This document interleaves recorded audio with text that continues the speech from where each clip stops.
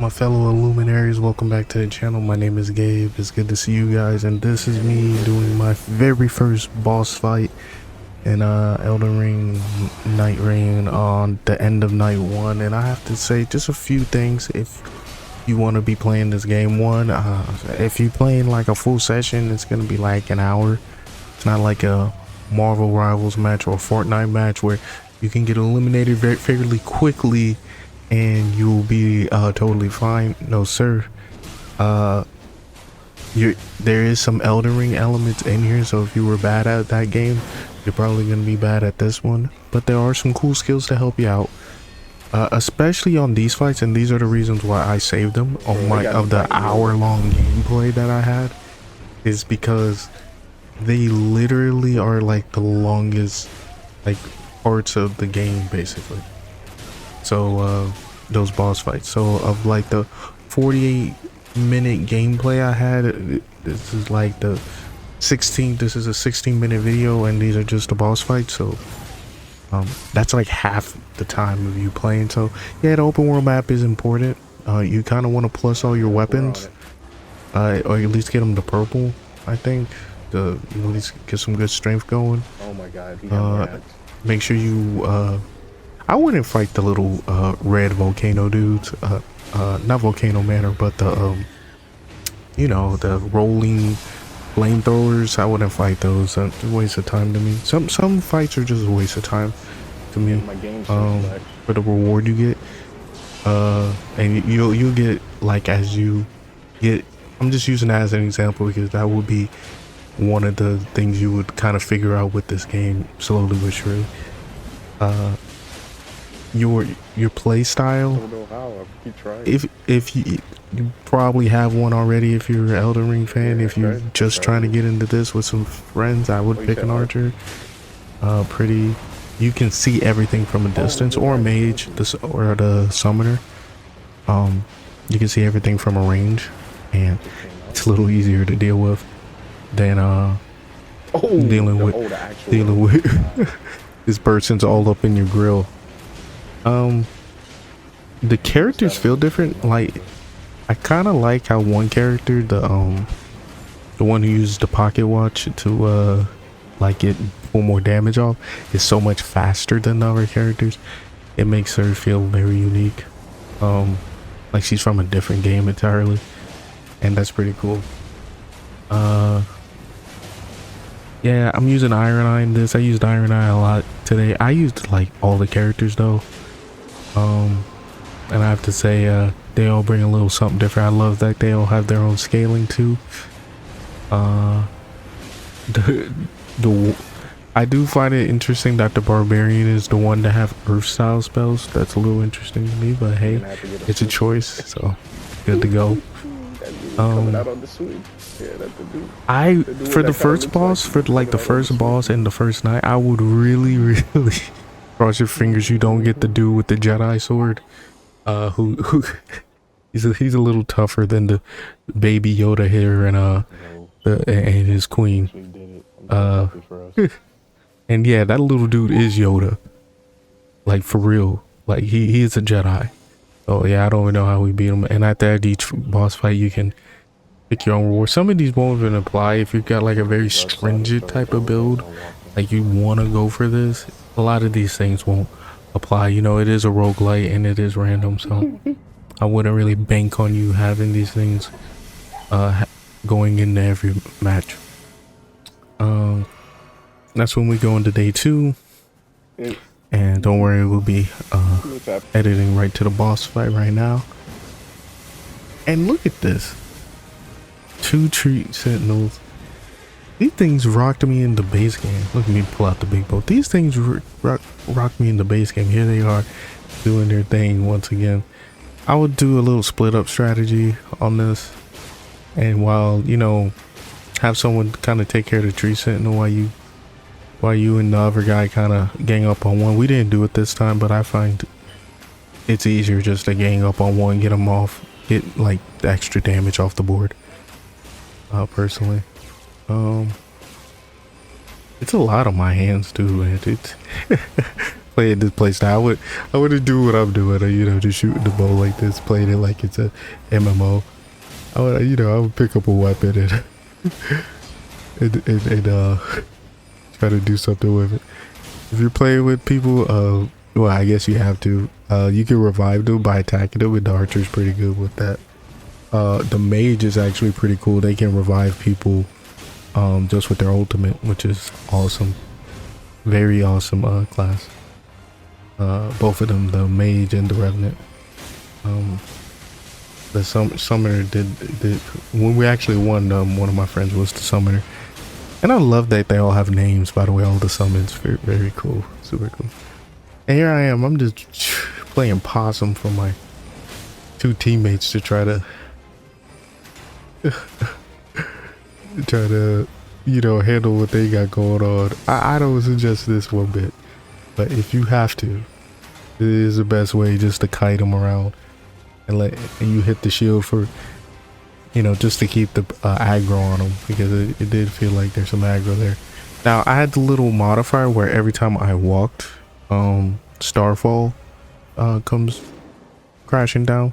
Pretty cool. And there's a lot of those in the game where they totally changed the way you play Elden Ring, which is awesome.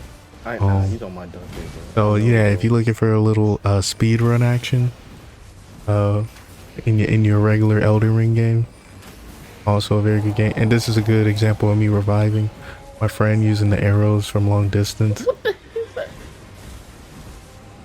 They actually add some new skills to the bosses too, so just because you see someone you may recognize, don't think they have the same exact kit. Sometimes they do, but don't look every time. You just gonna get the same thing, and that's when they get you. And I'll have to say, the more unique boss fights are the ones you have at the end of each day.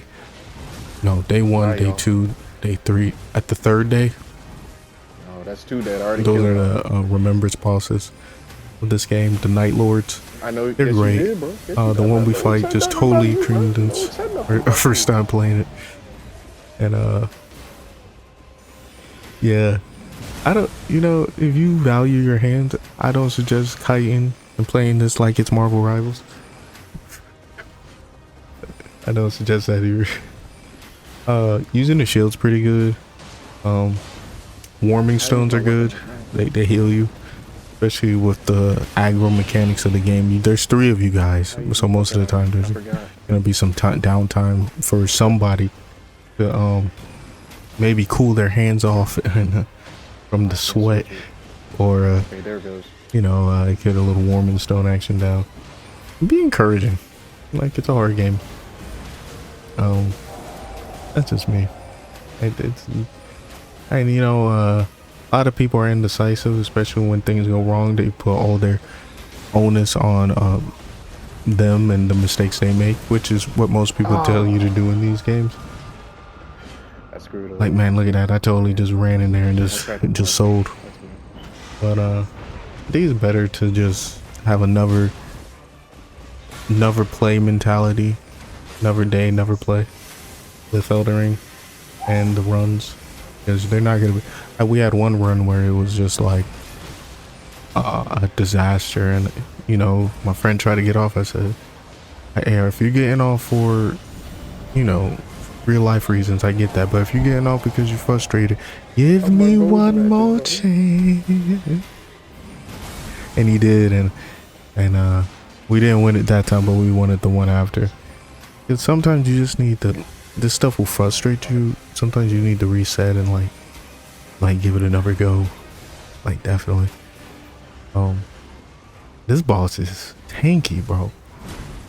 They're probably like a way to get I think I saw someone with like +2, I think, on their purple weapon on the first map. I haven't figured out how to get it yet. The highest I've gotten is purple, and the highest level I got on the first map is level 11.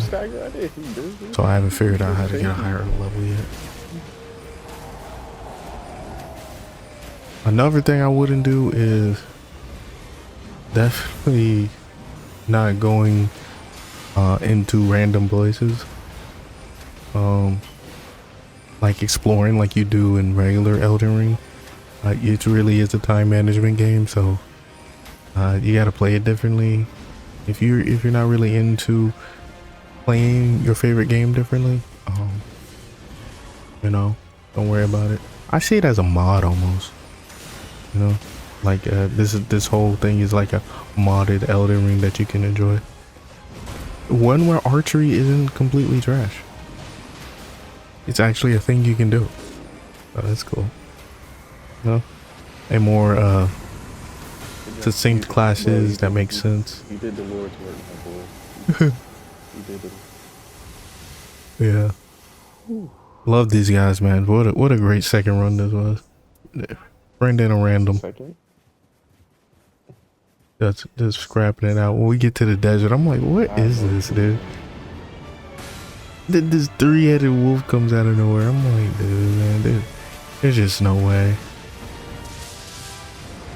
Throwing chains at me. I'm like, man, it's like, man, they didn't want me to play a ranged character, dude.